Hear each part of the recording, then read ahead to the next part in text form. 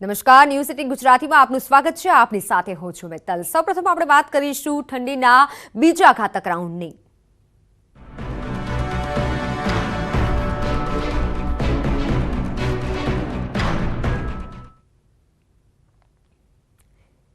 ભૂક્કા કાઢી નાખે તેવા ઠંડીના પ્રકોપથી ધ્રુજી ઉઠ્યું છે ગુજરાત। હવામાન વિભાગે કહ્યું છે કે હજી તો 5 દિવસ ઠંડી જોર બતાવશે।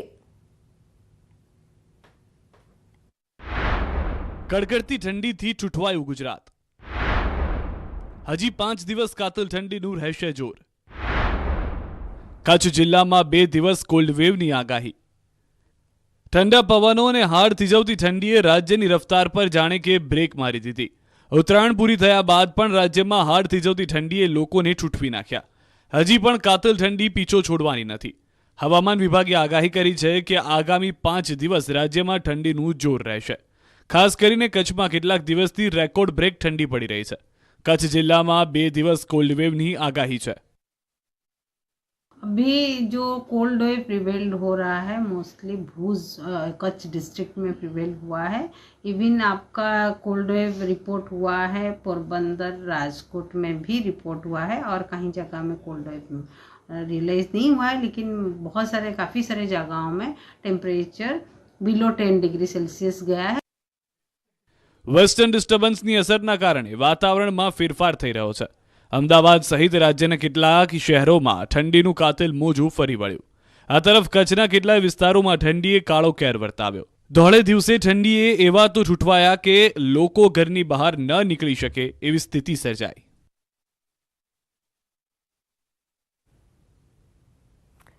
તો જે પ્રમાણે ઠંડી વધી રહી છે, ઠંડીના પ્રકોપને જોતા આ સમયે કચ્છની જો વાત કરવામાં આવે, કચ્છમાં પણ તેટલી ઠંડી વધી છે। કચ્છથી મારી સાથે સંવાદદાતા જોડાઈ ગયા છે મેહુલ। કચ્છમાં જો ઠંડીની વાત કરવામાં આવે મેહુલ, કચ્છમાં હાલ કેવી ઠંડી છે?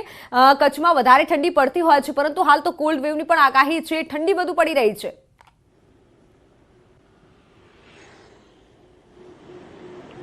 जी ચોક્કસથી વાત કરી તો કચ્છ જિલ્લામાં ઠારના મારથી લોકો છે તે રીતસરના કંપી ઉઠ્યા છે।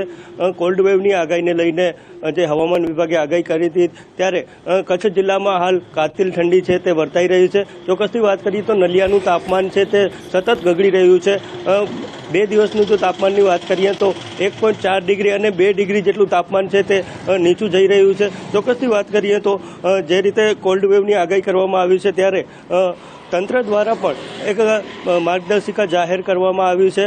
કોલ્ડ વેવને લઈને લોકોને અપીલ કરવામાં આવી છે કે કામ વગર ઘરથી બહાર છે તે લોકો ન નીકળે, જો જરૂરી કામ હોય તો જ બહાર નીકળે અને ગરમ વસ્ત્રોનો ઉપયોગ કરે। એટલે ચોક્કસથી વાત કરીએ તો જે રીતે આપ દ્રશ્યોમાં પણ જોઈ રહ્યા છો કે આ સતત ટ્રાફિકથી ધમધમતો શહેરનો મુખ્ય માર્ગ છે, ત્યાં પણ હાલ 9 વાગી રહ્યા છે, પણ જે રીતે આપ દ્રશ્યોમાં જોઈ રહ્યા છો કે એકલ દોકલ જ વાહન અહીંયાથી પસાર થઈ રહ્યા છે। એટલે ચોક્કસથી વાત કરીએ તો કચ્છ જિલ્લામાં જે રીતે હવામાન વિભાગે કોલ્ડ વેવની આગાહી કરી હતી તેને લઈને હાલ ઠાર વર્તાઈ રહ્યો છે। જી બિલકુલ મેહુલ, જોડાયેલા રહીશું। એટલે કચ્છમાં પણ એટલી જ ઠંડી છે અને લોકોએ ગરમ વસ્ત્રો પણ પહેર્યા છે। અમદાવાદથી મારી સાથે સંવાદદાતા વિભુ જોડાઈ ગયા છે। વિભુ, અમદાવાદની વાત કરીએ, 12 ડિગ્રી આસપાસ અમદાવાદનું તાપમાન નોંધાયું છે। અમદાવાદમાં ઠંડીનો કેવો માહોલ?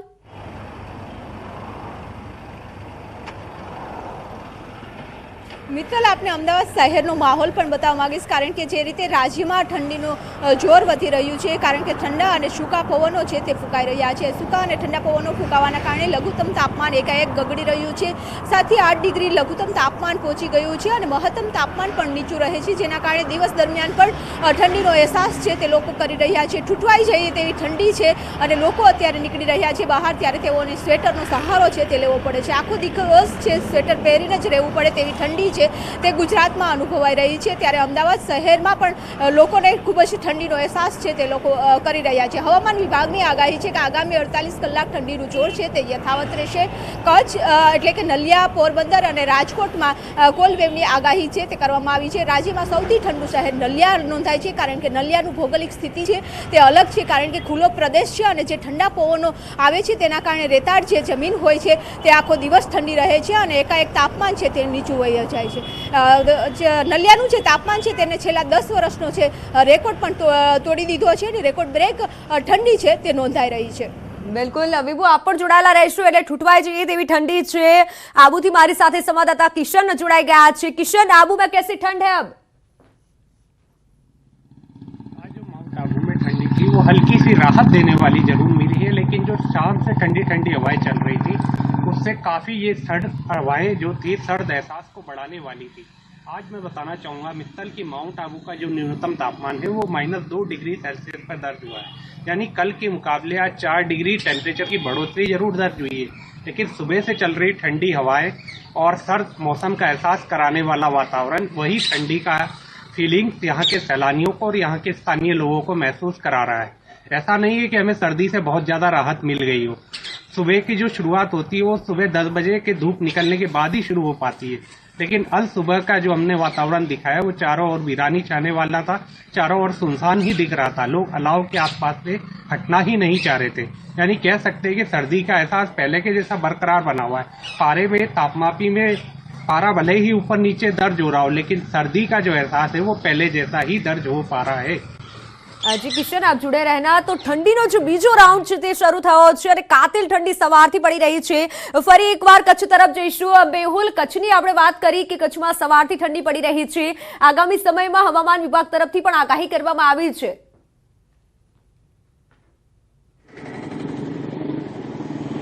જી ચોક્કસથી વાત કરીએ તો જે રીતે કચ્છમાં કોલ્ડ વેવ છવાઈ ગયો છે ત્યારે અબડાસાના કેટલાક વિસ્તારોમાં છે તે બરફની ચાદર પણ જોવા મળતી હોય છે। ત્યારે શિક્ષણ વિભાગ દ્વારા પણ પગલાં લેવામાં આવ્યા છે અને જે શાળાનો સમય છે તે 1 કલાક છે તે મોડો કરવામાં આવ્યો છે। 7:30ની બદલે 8:30 વાગ્યાનો સમય છે તે શાળાનો કરવામાં આવ્યો છે, જેથી કરીને બાળકોને જે આ ઠંડી વર્તાઈ રહી છે તેમાં થોડી ઘણી રાહત મળી શકે। ચોક્કસથી વાત કરીએ તો આગામી દિવસોમાં પણ જે રીતે હવામાન વિભાગે આગાહી કરી છે કે હજુ પણ કોલ્ડ વેવ્સની આગાહી છે, ત્યારે લોકોને આથી પણ વધુ ઠંડીનો છે તે અનુભવ કરવો પડશે કચ્છ જિલ્લામાં। જી બિલકુલ, આપ જોડાયેલા રહેશો। મેહુલ, અમદાવાદની વાત કરીએ તો અમદાવાદમાં પણ તે જ પ્રમાણનું વાતાવરણ છે।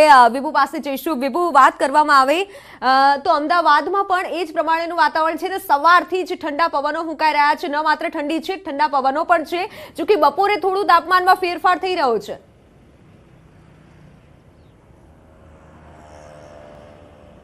મિત્તલ, બિલકુલ, કારણ કે જે રીતે ઉત્તર તરફથી સીધા પવનો આવે છે, આ ઠંડા અને સૂકા પવનો આવવાના કારણે લઘુત્તમ તાપમાન એકાએક બગડી રહ્યું છે, ત્યાં મહત્તમ તાપમાન પણ નીચું રહે છે। જે મહત્તમ તાપમાન નીચું હોવાના કારણે પણ દિવસ દરમિયાન થોડો ઠંડીનો અહેસાસ છે તે થઈ રહ્યો છે। આજે ઠંડા પવનોનો જોર પણ વધી રહ્યું છે, તેના કારણે સૌથી વધારે ઠંડીનો અહેસાસ છે તે લોકો કરી રહ્યા છે। મિત્તલ, બીજી વાત એ છે કે જે ઠંડી પડી રહી છે તેના કારણે કૃષિ પાકને ફાયદો થાય છે, પરંતુ જે રીતે પાણી થીજી જાય તેવી ઠંડી પડી રહી છે તેના કારણે કૃષિ પાકને પણ નુકસાન પહોંચવાની ભીતિ સેવાઈ રહી છે। સૌથી વધારે લોકો જનજીવન જે ઠંડીના કારણે પ્રભાવિત થઈ રહ્યું છે, પરંતુ ખેડૂતો પણ મુશ્કેલીનો સામનો છે તે કરી રહ્યા છે, કારણ કે આવી ઠંડીમાં પણ જે શિયાળુ પાક છે તે પાકને પાણી પાવા માટે રાત્રિ દરમિયાન પણ જવું પડતું હોય છે। એટલે કે આ ઠંડી એકાએક વધી રહી છે અને તેના કારણે જનજીવન અસ્તવ્યસ્ત થઈ રહ્યું છે, પરંતુ આગામી દિવસ હજી 48 કલાક ઠંડીનું જોર છે યથાવત રહેવાનું હવામાન વિભાગનું અનુમાન છે। બિલકુલ વિભુ, આપ જોડાયેલા રહેશો। તો ગુજરાતની વાત કરીએ અને ખાસ કરી અમદાવાદમાં પણ ઠંડીનો પારો ગગડ્યો છે અને ઠંડી વધી रही है। आबू तरफ जईशु। किशन, बात करें तो हवामान की ओर से क्या सूचनाएं दी गई है आबू को लेकर? विभाग का मानना था कि जो पश्चिम विक्षोभ का जो सक्रिय होना है वो आज शाम से होना था और आज शाम से ही ठंडी हवाओं का दौर वापस से शुरू होगा। मौसम विभाग का ये भी बताना था कि आप पारा जो है तापमापी में वो भले ही बढ़ चढ़ के अपनी उपस्थिति दर्ज करा रहा हो, लेकिन आप उसके तापमान के ऊपर मत जाइए, या एकदम से माउंट आबू में जहाँ पर देखा जाता है कि एक ही रात में 8 से 10 डिग्री की गिरावट होती है, तो यहाँ पर मौसम का जो वेरिएशन है वो आने वाले 3-4 दिनों में इसी तरह से दिखाई देगा। जिस तरह से ठंडी हवाओं का दौर वापिस शुरू होगा तो न्यूनतम तापमान जो पारा है वो फिर से हमें लुढ़कता हुआ दिखाई देगा। बिल्कुल, आप जुड़े रहना। तो हाल बनासकांठाથી મારી સાથે સંવાદદાતા કિશોર જોડાઈ ગયા છે। કિશોર તરફ જશું। બનાસકાંઠાની વાત કરીએ તો બનાસકાંઠાનું તાપમાન ગગડતું હોય છે અને વધારે ઠંડી બનાસકાંઠામાં પડતી હોય છે। કિશોર, હાલ બનાસકાંઠામાં કેવી ઠંડી છે?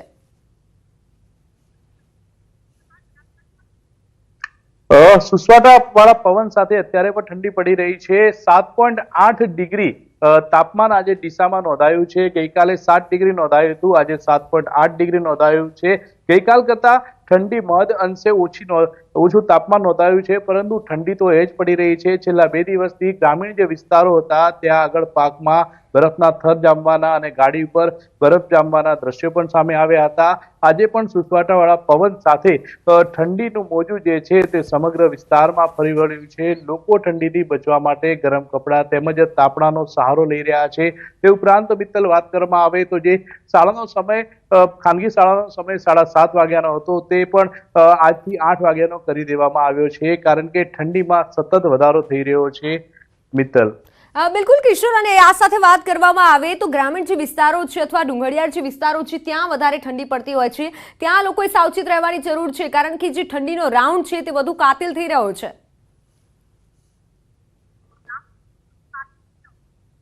ચોક્કસ મિત્તલ, આજે ઠંડીનો બીજો રાઉન્ડ જે શરૂ થયો છે, છેલ્લા 4-5 દિવસથી જે ઠંડી જે પડી રહી છે તે ઠંડીના લીધે અનેક એવા વિસ્તારો, ગ્રામીણ વિસ્તારો છે, ત્યાંનું તાપમાન જે છે તે સતત નીચું જઈ રહ્યું છે અને ત્યાં આગળ બરફના થર જામી રહ્યા છે અને મોડી સાંજે ઠંડી પડવાની શરૂઆત થાય છે અને વહેલી સવાર સુધી કાતિલ ઠંડી પડતી હોય છે. આ ઠંડીના લીધે અનેક એવા પાકો છે તે પાકોને પણ નુકસાન ની ભીતિ અત્યારે તો સેવાઈ રહી છે અને અનેક એવા ગ્રામીણ વિસ્તારો, આજે પણ એવા વિસ્તારો છે કે જ્યાં બરફના થર જામવાના દ્રશ્યો પણ સામે આવ્યા છે. મિત્તલ, બિલકુલ કિશોર, વિભુ, મેહુલ અને કિશન, આભાર સમગ્ર માહિતી બદલ. તો હાલ જો વાત કરી ગુજરાતમાં જે ઠંડીએ પ્રકોપ બતાવ્યો છે, ગુજરાતમાં ઠંડીના પ્રમાણમાં વધારો થયો છે, કાતિલ ઠંડીનો દોર શરૂ થયો છે. હજુ તો 5 દિવસ કાતિલ ઠંડી વધુ પડશે, હવામાન વિભાગ તરફથી પણ કહેવામાં આવ્યું છે.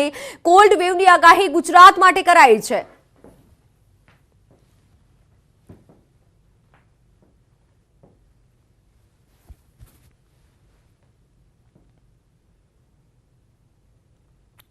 જ્યારે ઉત્તર ગુજરાતના જિલ્લાઓમાં ઠંડીનો પ્રકોપ છે. સાબરકાંઠામાં